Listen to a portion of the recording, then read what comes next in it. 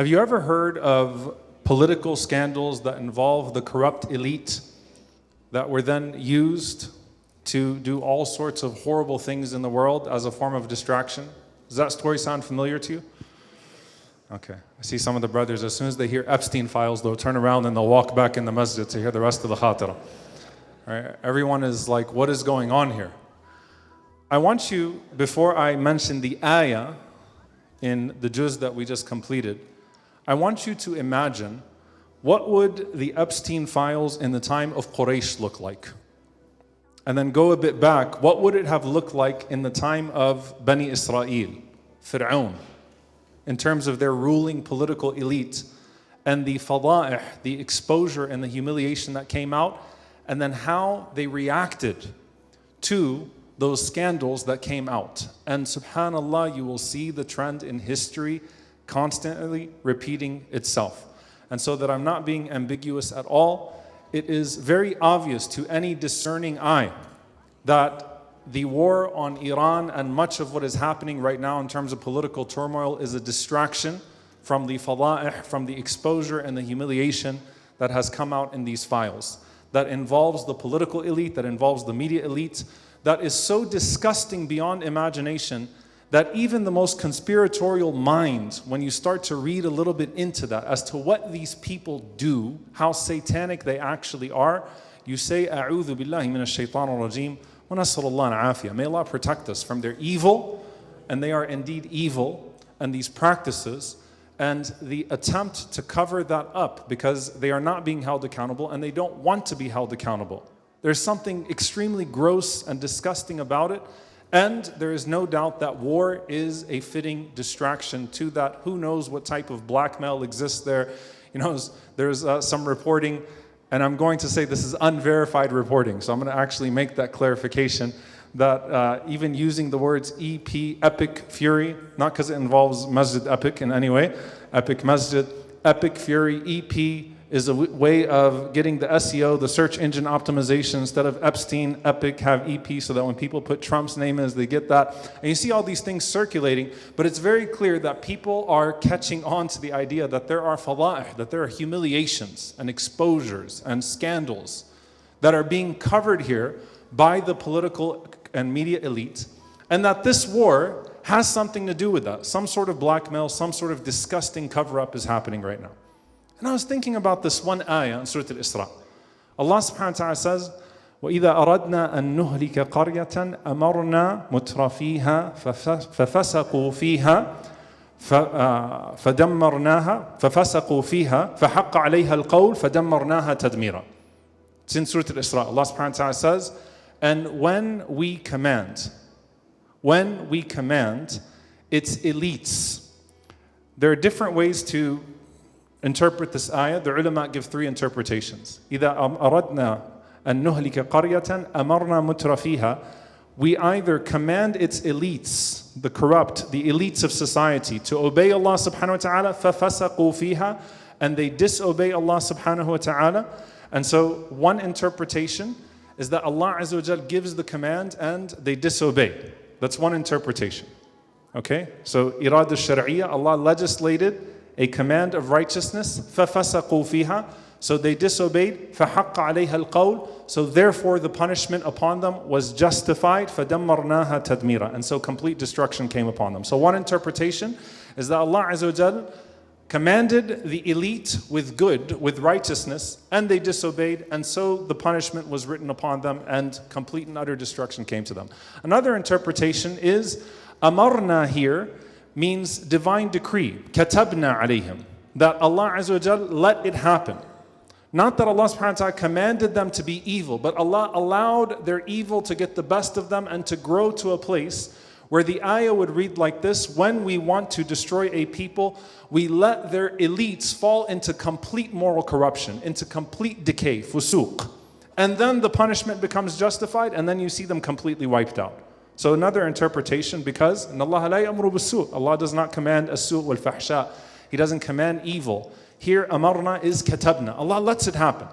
And the ayah before that, مَنْ اهْتَدَى فَإِنَّمَا يَهْتَدِي لِنَفْسِهِ وَمَنْ ضَلَّ فَإِنَّمَا يَضِلُّ عَلَيْهَا. Right? It says that those that are guided are given guidance as a gift for their pursuit, and those that are misguided, essentially, they are allowed to be misguided. Allah Azza wa Jal gives them misguidance, and there is a choice that is taken towards misguidance. So the first interpretation, we commanded them with righteousness, they responded with evil.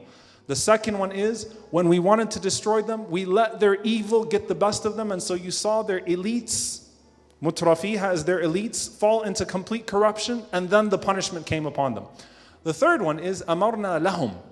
We commanded for them, which, as some of the mufassirun say, Allah Azza wa Jal gives them numbers and power and money, basically gives them the tools to access their lowest desires as a sign right before they feel invincible, and then Allah subhanahu wa ta'ala snatches them.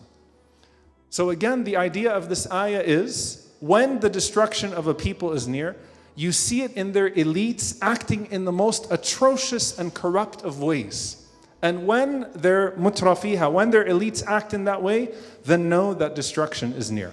So let's get back to this idea of the political class and the fada'ih. One of the things, subhanAllah, that you'll find even in the time of the Prophet ﷺ, Allah was exposing the elites of Quraysh that were trying to deflect with their insults of the Prophet ﷺ and their opposition to Islam from their own corruption. The most popular one is when Allah subhanahu wa ta'ala exposed Al-Walid ibn Mughira. Al-Walid used to stand in front of the Prophet ﷺ and boast about his lineage. He used to boast about his children. He used to boast about his money. And he kept trying to humiliate the Prophet ﷺ. Then Allah Azza wa Jal dropped the ayah, عُتُلٍ بَعْدَ ذَلِكَ زَنِيمٌ, that he's a child of adultery. He's an illegitimate child. Al-Walid goes to his mother and he says, Muhammad ﷺ described me with 9 ayat, 9 signs. The first 8 I agree with them. This 9th one, what is this all about? And then it was unredacted. His mother explained that he was in fact a child of zina, a child of adultery. So this man who's been boasting and trying to humiliate the Prophet ﷺ, Allah Azza wa Jal humiliated him instead. The political scandal came to light, and then people knew that this man was zanim, right? Go back to Bani Israel, go back to Fir'aun, and there are a few things that you will see. Number one, you will find that there is a story that's being told between Surah Al-Isra, Surah Al-Kahf, and Surah Maryam. You notice Surah Al-Isra, which is Surah Bani Israel, talks about the corruption of Bani Israel. It's actually called Surah Bani Israel as well. Surah Al-Kahf, the story of Musa alayhi salam that we started with tonight, with Al-Khadr, is a post-Bani Israel reality. What do I mean by that? Musa alayhi salam was sent to meet Al-Khadr alayhi salam after Bani Israel refused to enter into Jerusalem as Allah Azza wa Jal wrote it for them, and they were punished with the Exodus, and Musa alayhi salam is taken on this journey that gives him a deeper understanding of Qadr.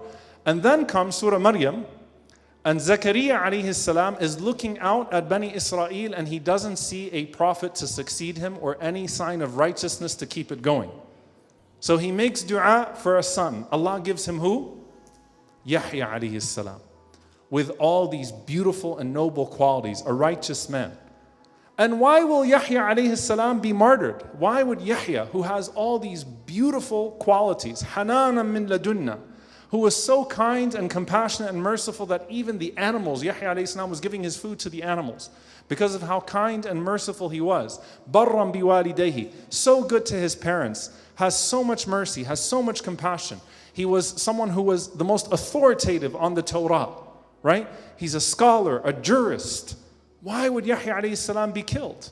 Because he refused to give into the lust of the political elites, right? So the political elites, Herod Antipas, essentially wanted Yahya alayhi salam to sign off on incest, to allow him access to a nasty relationship, something that would not be encompassed in the Sharia of Yahya alayhi salam, in the Sharia of Isa alayhi salam, in the Sharia of Musa alayhi salam. This would never be encompassed, right? He wanted Yahya to sign off on something nasty, and Yahya alayhi salam was the righteous, noble scholar. And so they knew if Yahya says something, he speaks with the authority of the Torah. Because he refused to sign off on their wickedness, on their corruption, what did they do? The woman who would have benefited from that relationship ordered for Yahya's head. So he was beheaded, Yahya alayhi salam. Because he refused to give in to the corruption The moral decay of Bani Israel at the top. Okay, you go back before that to Fir'aun. What would the fala'ih, what would the evil of Fir'aun look like? You can read the Israeliyat in the books of tafsir about يُذَبِّحُونَ أَبْنَاءَكُمْ وَيَسْتَحْيُونَ نِسَاءَكُمْ. What do you think they would do with the female survivors when they killed all the men? And you can see all of the exploitation and all of the nastiness that Fir'aun was marked for. Fir'aun became a school of torture, a school of exploitation, a school of nasty things. Imagine if the files came out on Fir'aun behind those walls. What is the point of all of this? Imam Ibn al-Qayyim rahimahullah ta'ala, he talks about the dhulm that takes place. أَهْلَكْنَاهُمْ لَمَّا ظَلَمُوا. That Allah Azza wa Jal punishes these people when they become oppressors. That there are pathways to these people becoming zalimeen. One of them is that they become so enslaved to their desires that those desires become more and more and more bizarre, that they keep on feeding them and getting into stranger places, and people merely become tools of access to those desires.